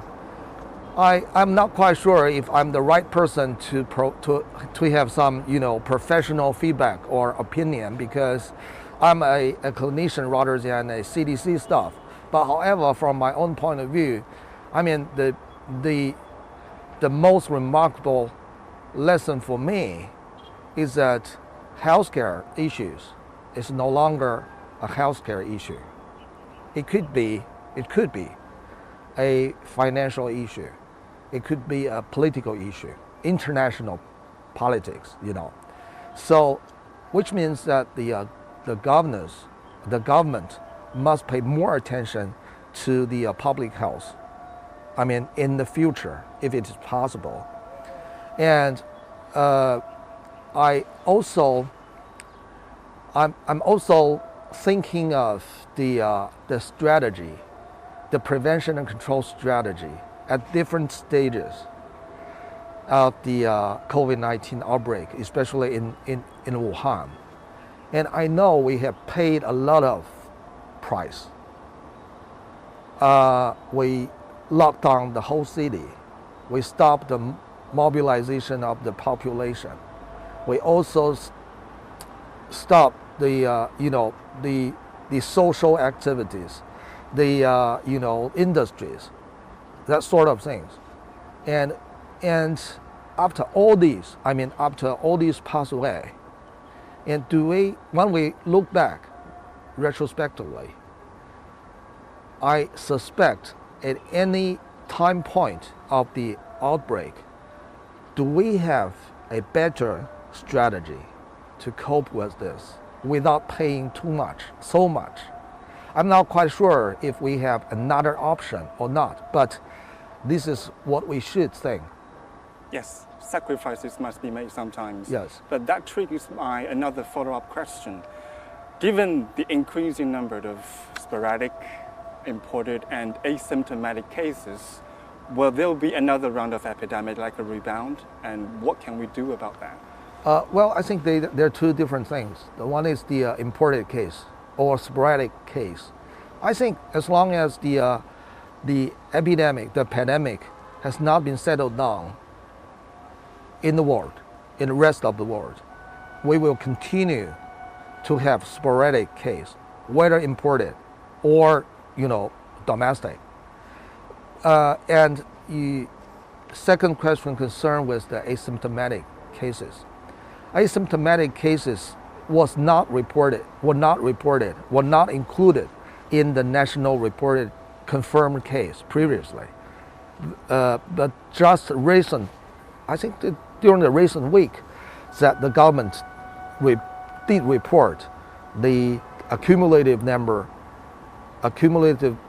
of cases, of asymptomatic cases, to the world. And I think we still need more evidence to show if the asymptomatic case have significant clinical significance, which means, do they have the capability to transmit the virus to other normal subjects, healthy people? And Of course, from the from the ID infectious disease point of view, asymptomatic cases is okay because it's a part of, is a evidence of the so-called herd immunity, which can prevent, in the future, prevent the spreading of the disease in the future. But however, we should keep an eye to see if it can transmit the virus to other people or not. We still have to be cautious. Yes. Yes. Thank you very much, Professor Du Bing from Peking Union Medical College Hospital. Pandong. Well, my colleague Tan Bo in Wuhan. Despite easing of some restrictions, the epidemic is far from over. A major focus now is to make sure there will not be a second outbreak. And for more on that, I'm joined in the studio by my colleague Yang Zhao. So Yang Zhao, tell us more about the efforts made so far. Well, if you put this question to scientists, the answer might be very simple, or at least sound very simple.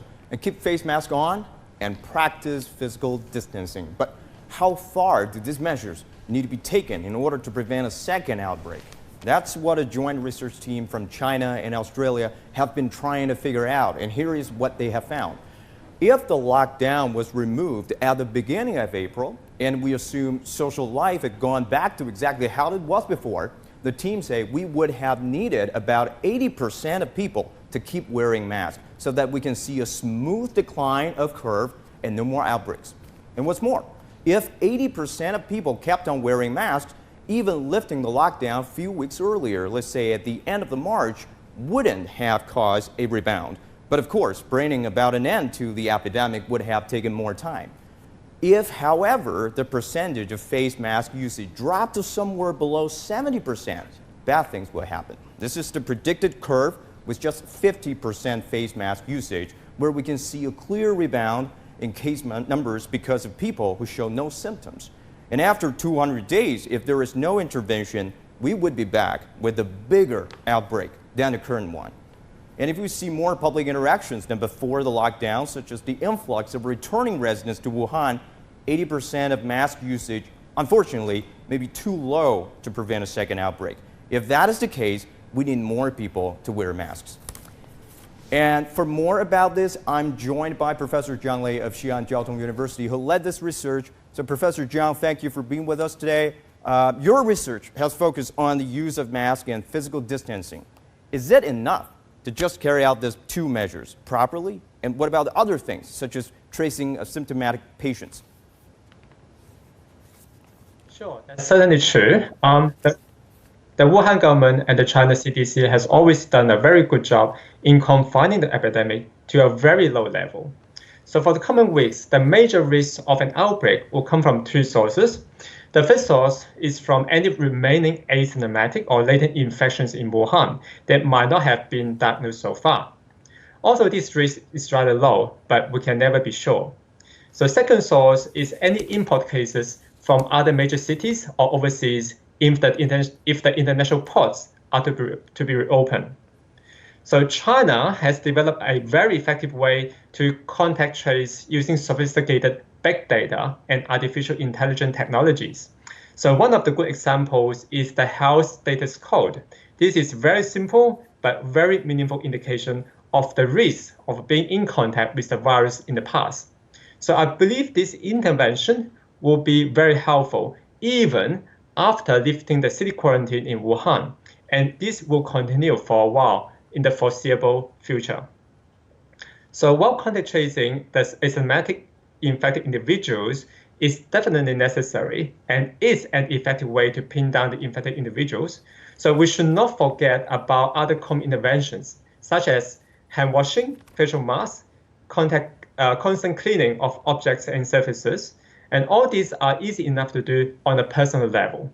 So from a community's perspective, intervention should strategically target places with a high population density and closed environments, such as markets, shopping centers, and public transportation. So while we are all doing all this, let's hope an effective vaccine or treatment will be developed very soon and available to us, so we can be really safe. Okay, so in addition to new cases, are there other indicators that can alert us to another potential outbreak? Yes, sure. I think there are other indicators we can look out for. So while the risk of viral transmission by public contacts become higher after lifting the quarantine, the household transmission is more likely to be dominating. So since in public, people tend to be more self-aware and more cautious, they will intentionally use facial masks, keep a distance from others, and cover their mouths when coughing.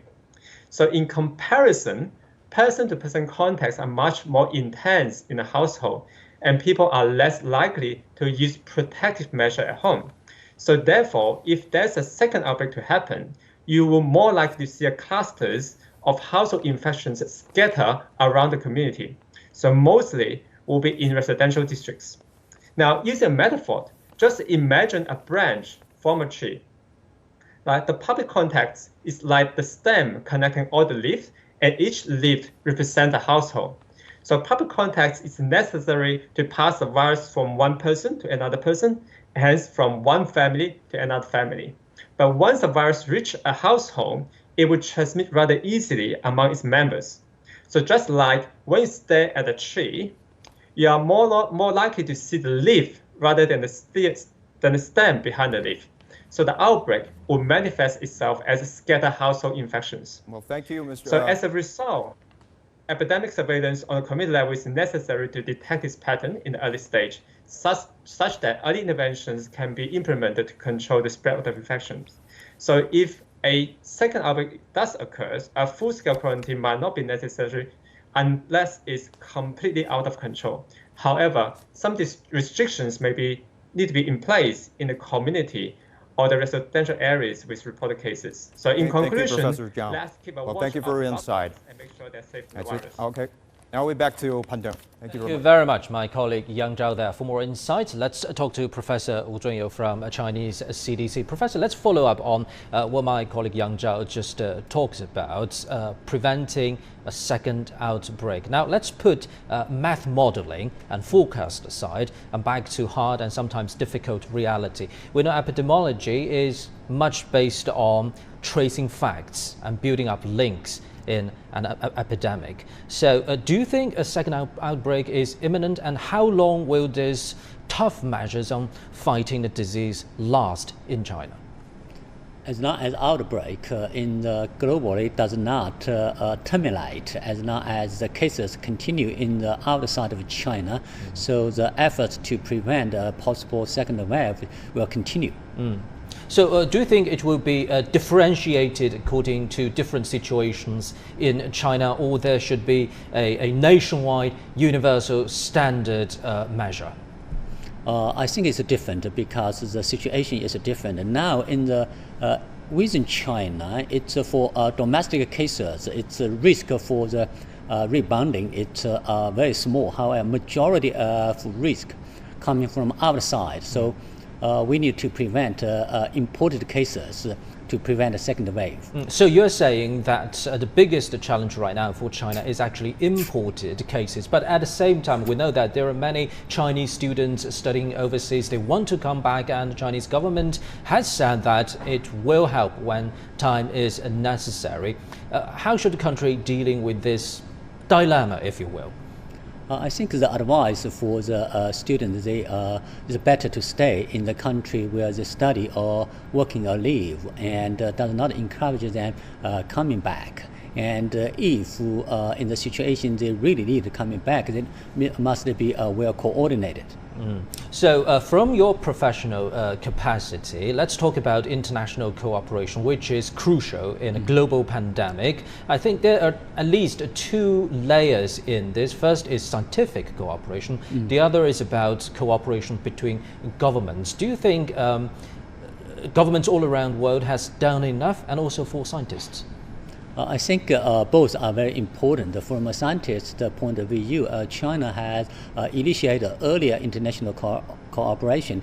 As the outbreak occurred in China, we have communicated with the world and share our information, share our experience, and also each country coordinated. For example, the Ministry for Foreign Affairs and National Health Commission had coordinated satellites by video conference with different countries to communicate by epidemic and prevention measures, how to cooperate. Thank you very much, Professor Wu Zhunyu from the Chinese CDC. Now, to prevent and control the spread of the coronavirus, community management in Wuhan has played an important role. Let's go live to our reporter Ge Yunfei. He is now at Baibuting community in Wuhan. Hello, Yunfei. Tell us more about the situation on the first day of the lift of lockdown there. Hi, Pandon. I'm now at the Baibuting community, one of the most iconic places in Wuhan's fight against COVID-19 in its early stage of the outbreak, and also the first place that I visited in my visit to Wuhan. And compared to the last time I came here, I can strongly feel that the community is coming back to life. There are around over 100,000 people living here, and you can see even the cigarette store and alcohol stores and the real estate agencies are reopening. And also, we know the lockdown on Wuhan has been lifted early this morning. The control and prevention measures are still in place in communities across the city.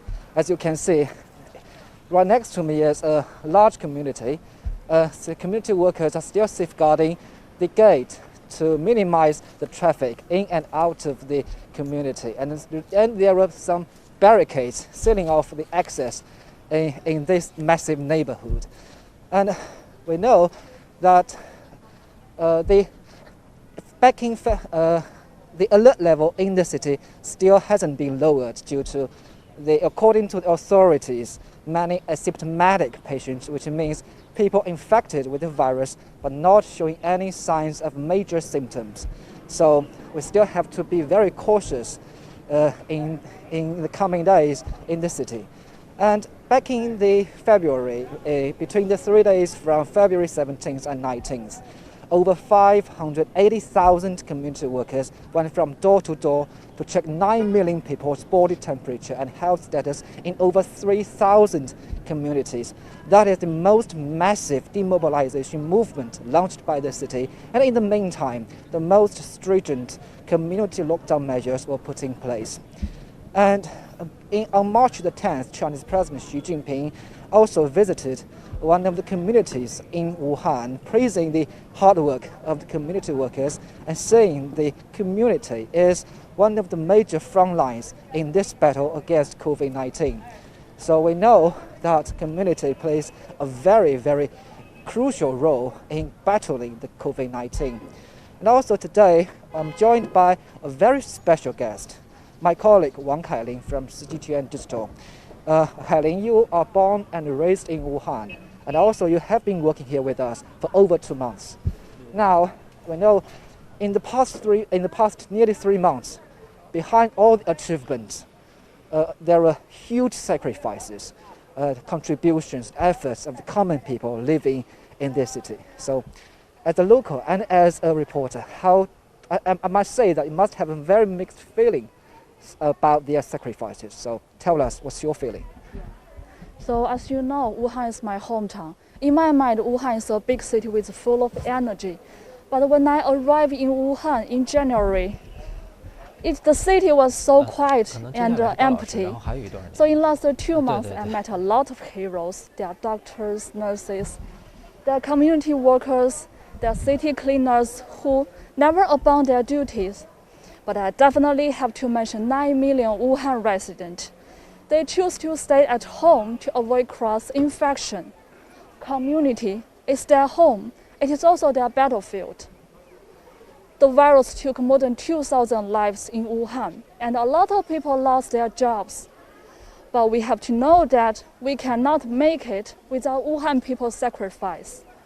For me, in last 2 months, although my parents live in Wuhan, I wasn't able to go home to hug them. But I know my father worked as a volunteer in the community. So in a sense, we are fighting the virus together.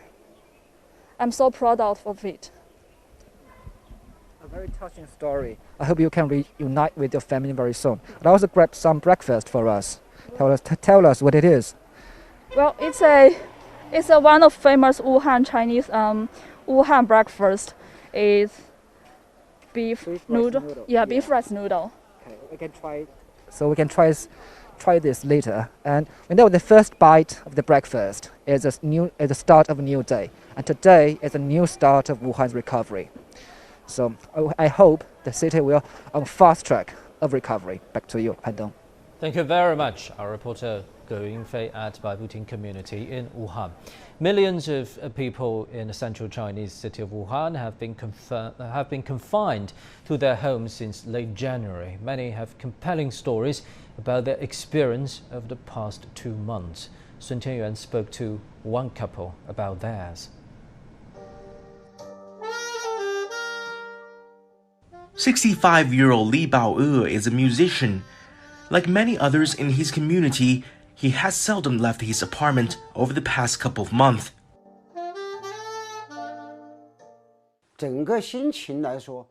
I felt a little restrained and smothered. Sometimes I played the erhu and the saxophone. It cheered me up during the outbreak. Li did his best to stay positive. He said he chatted with his daughter and relatives on video links, and though he was self-isolated at home, he always felt connected to his city's recovery effort. Medical workers came from all over the country to support Wuhan. I was very touched when I watched on TV. Those medics are great and respectable. Seems they were never bored. But what did they do for food? Li's wife said she had no problem getting the ingredients she needed for her favorite dishes.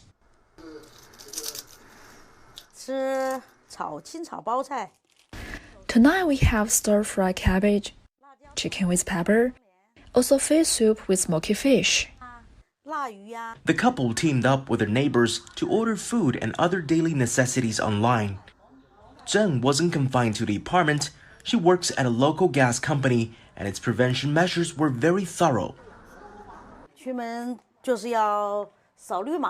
Every day I show health code and check my body temperature, both entering the community and the company. The regulations are strict, but I think it's better this way. Wuhan has finally ended its 76-day lockdown, but the fight must continue in the city's small communities for fear of relapse. Regardless of the situation, the couple say life must go on, and what matters most is that their loved ones stay safe and sound. Sun Tianyuan, CGTN, Wuhan. The World Health Organization has praised China's approach to contain the outbreak. Officials say Wuhan's lockdown was critical and commended the strong support the city received from the rest of the country. There's no question that China's bold approach to the rapid spread of this new respiratory pathogen has changed the course of what was a rapidly escalating and continues to be deadly epidemic.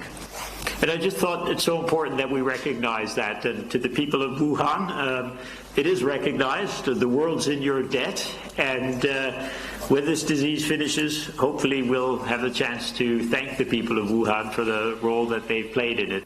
The example of China is quite compelling in the way that different provinces were twinned up with different cities in Hubei, for example, and provided the healthcare services, both equipment as well as healthcare workers that were needed in that spirit of solidarity.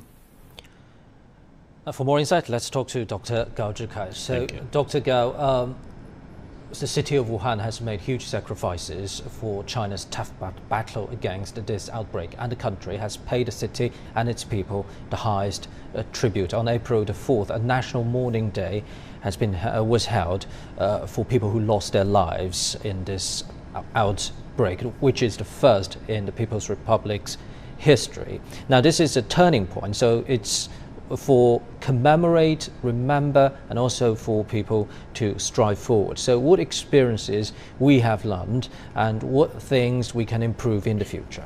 Well, the national mourning that China did on April the 4th, commemorating all the heroes who lost their lives in line of duty in the fight against coronavirus, as well as all the compatriots who passed away because of the coronavirus, was a major event in China.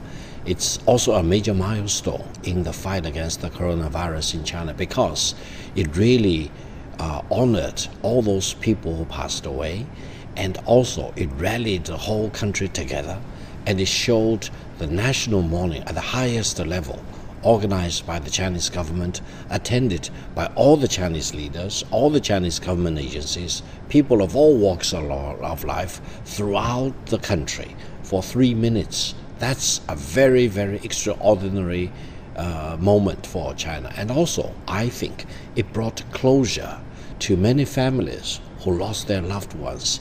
And also because the coronavirus up to today has impacted on almost every one of the 1.4 billion Chinese people. Everyone suffered, everyone sacrificed, everyone was very much impacted by the virus, and the national mourning on April the 4th brought comfort to all of us because this provided an occasion for us to reflect, to mourn, but also more importantly, to rededicate ourselves to national solidarity and unity. And it brought the whole country together. It was such a touching and moving moment. And indeed, China is now still fighting this tough battle, but at the same time, it's also helping many other countries in need. What do you make of China's role in the global fight against the pandemic? Absolutely. The virus is not only China's enemy, the virus is an enemy of mankind. The virus, coronavirus, is a common menace for whole world. Therefore, only international cooperation and mutual assistance can enable mankind as a whole to more effectively fight off the menace of this coronavirus. China, being a very large economy, being a manufacturing center in the world, being a very important producer of PPE equipment, masks, ventilators, gowns, you name it, all kinds of them. Of course, we had a duty to help other countries in their fight against the coronavirus. And China has many, many doctors who fought against the coronavirus on the front line, as well as in many other hospitals throughout China. So we have the talents, we have the expertise, we have the dedicated doctors and nurses who can be mobilized to help many other countries. I'm very proud that the Chinese doctors and nurses are now working in more than 1,000 countries, and Chinese assistance has spread out to almost 100 countries and regions. This is really a true moment for China to show the world its best, and for the international cooperation and solidarity to flourish. And this is not only China's shining moment, this is really the best moment of mankind as a whole. Thank you very much, Dr. Dao Jikai there. Now, let's turn to our reporter Yang Chengxi. He's standing by at Shanghai Hongqiao Railway Station. Hello, Chengxi. Tell us about the trains running from Wuhan to Shanghai and what measures are being taken in disease control and prevention.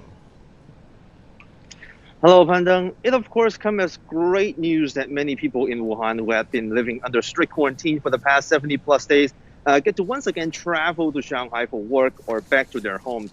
Now, as the situation over in Wuhan City has improved, in fact, Shanghai's supporting medical teams have already been returning homes over the past few days. Now, by now, some 1,600 Shanghai medical professionals have returned from Wuhan.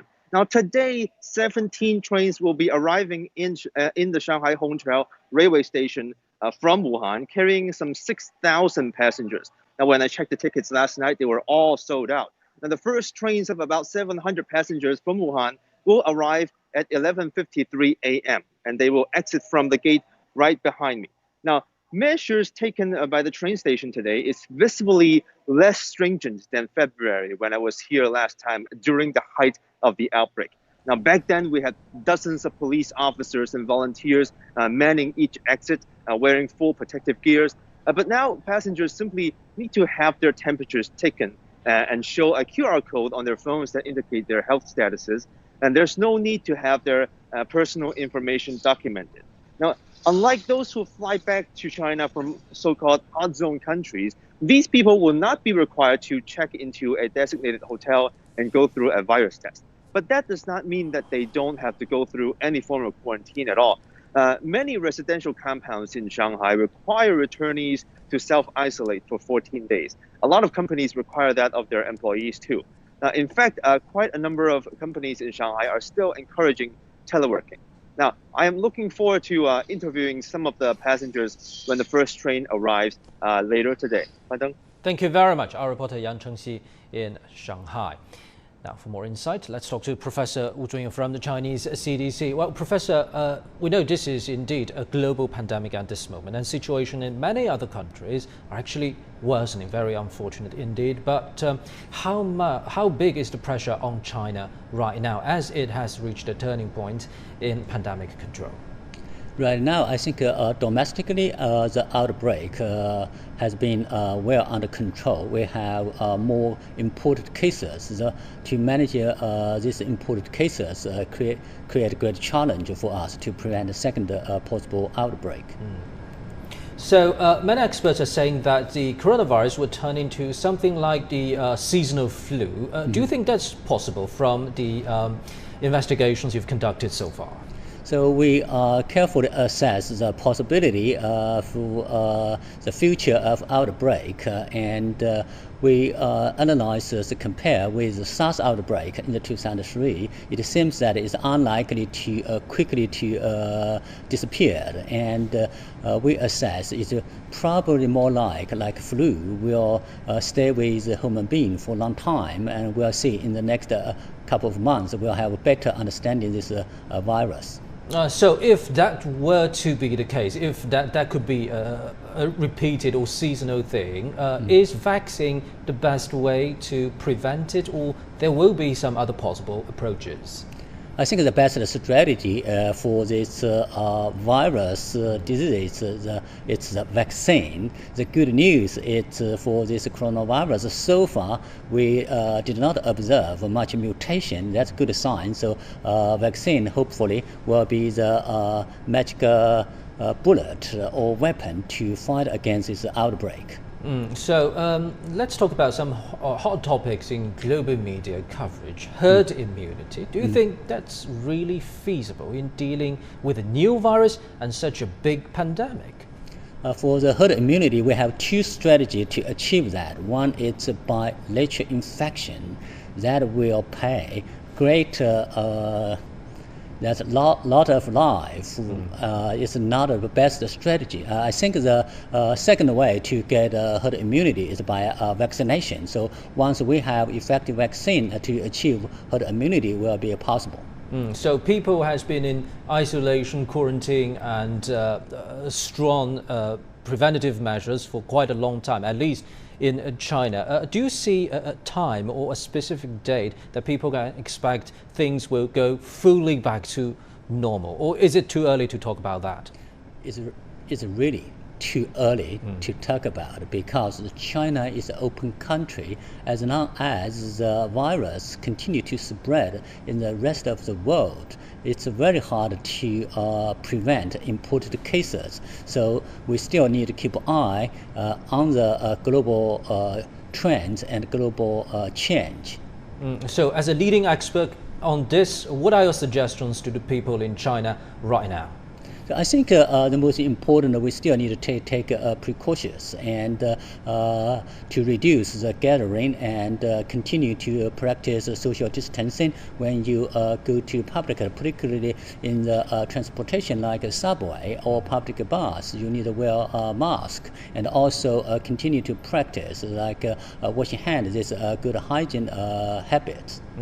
Thank you very much, Professor Wu Zhunyou from the Chinese CDC. More signs of normal day life start to emerge in Wuhan as the lockdown is lifted on Wednesday. Major shopping malls and commercial streets in the city are gradually reopening for business. Xu Mengqi reports. One of the most earthly places in the city, supermarkets.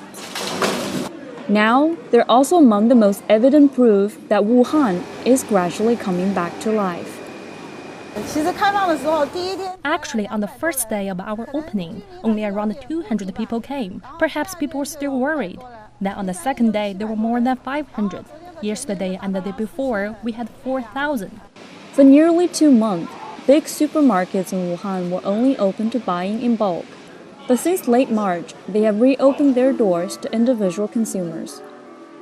To enter a supermarket or any other public places in Wuhan now, residents are required to show a green code. And to acquire such a code, you need to fill in information about your name, your ID, your contact number, your address, your health status, as well as information about whether you've been in contact with a confirmed or suspected coronavirus patient within the last 14 days. After supermarkets, major commercial complexes in Wuhan also reopened. Upon entry, visitors will have their health code colors checked as well as their temperatures taken. I haven't gone out for such a long time. I haven't had this bubble tea for 2 months. I also need a haircut. My hair's been growing for 3 months now. The traffic for department stores, however, has been a bit unstable. We reopened on the 30th. There were quite a lot of people on the first day. Many customers left with big and small bags. These last 2 days, though, there aren't many people. Perhaps many people have gotten used to a life of staying at home all day and buying just daily necessities. Perhaps towards fashion and shopping, there's not much of a desire to go out now. We've been fully prepared for this, and we will wait patiently. Wuhan's return to normal will be gradual. Across the city, cinemas, bookstores, bars, gyms, and other entertainment facilities are still restricted from reopening, while sit-in dining is also banned. Shimengxi, CGTN, Wuhan. Now, for more on the resumption of businesses in Wuhan, we get more details from our reporter Zhou Jiaxing. I'm now in Wuhan's main attraction, the Han Street, which is considered as the city's central cultural zone. And this is a unique place that blends modern and traditional architectural style with a cluster of shops and snack bars. And over there, you can see this is one of Wuhan's largest shopping malls, the Wanda Plaza.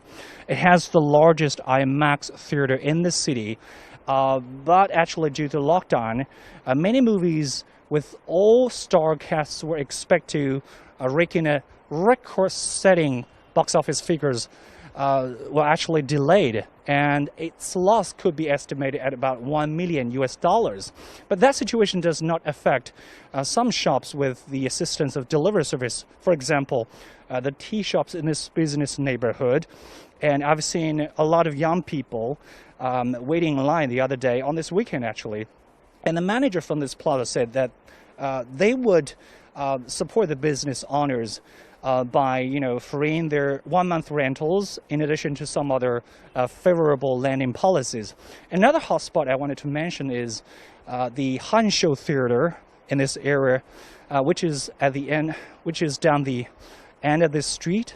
And this is a art performance center providing about 2,000 movable seats and huge stage pole, and a lot of wow factors actually could challenge your emotional and physical boundaries. And now I'd like to introduce to you Miss Penny Quarry, the artistic director of the theater.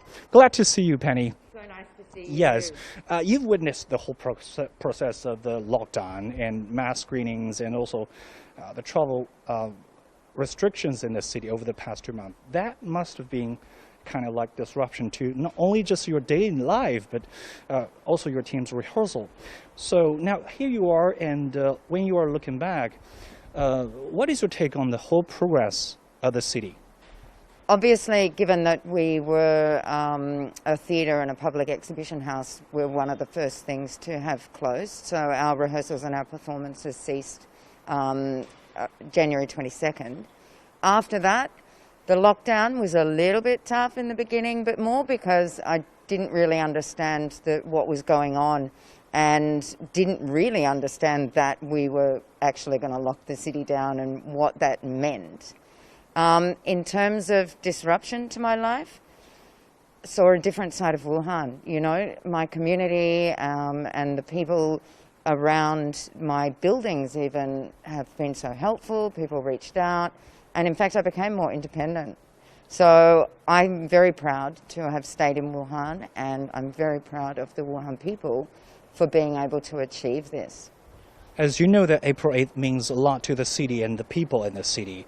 And of course, I think you're concerned about your show. And does your worry about the show now become less?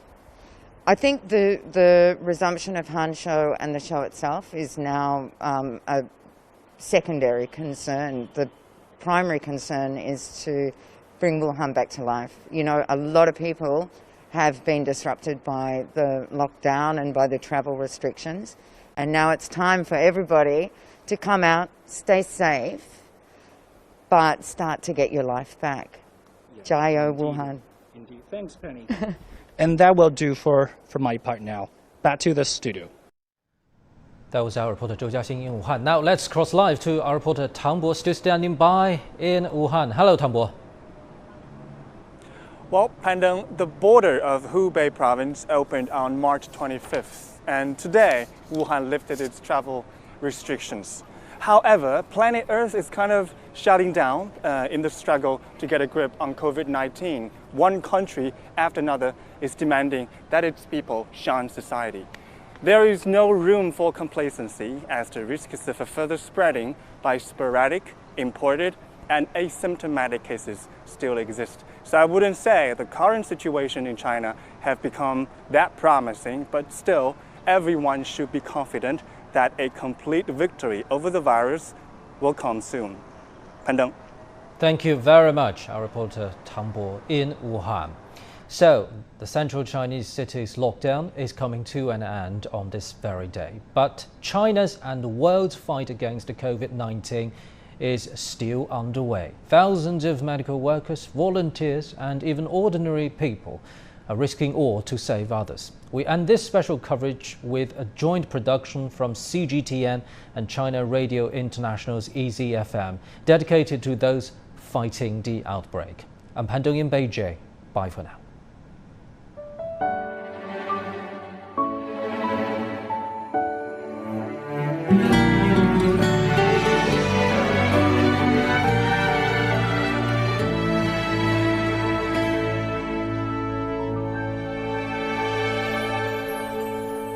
Sent you on your way with an convincing smile.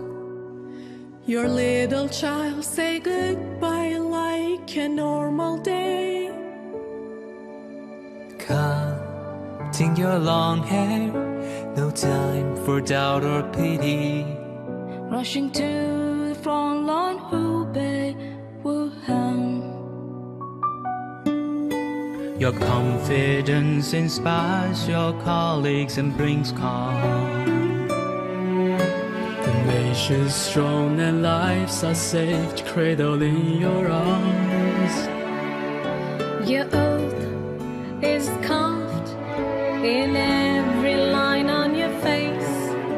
The health of humanity through hardship, hope and faith. Your face behind your mask, but there is purpose rounding your eyes, and the sunlight shines from future days, bring hope to our lives.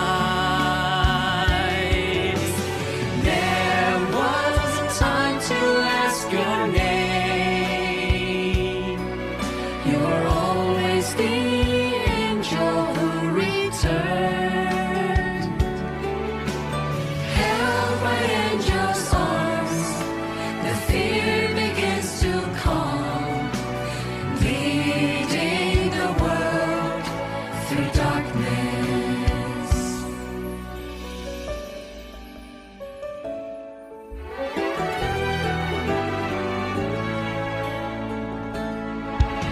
Your confidence inspires your colleagues and brings calm. A nation strong and lives a safe cradle in your arms. Your oath is carved in every line on your face.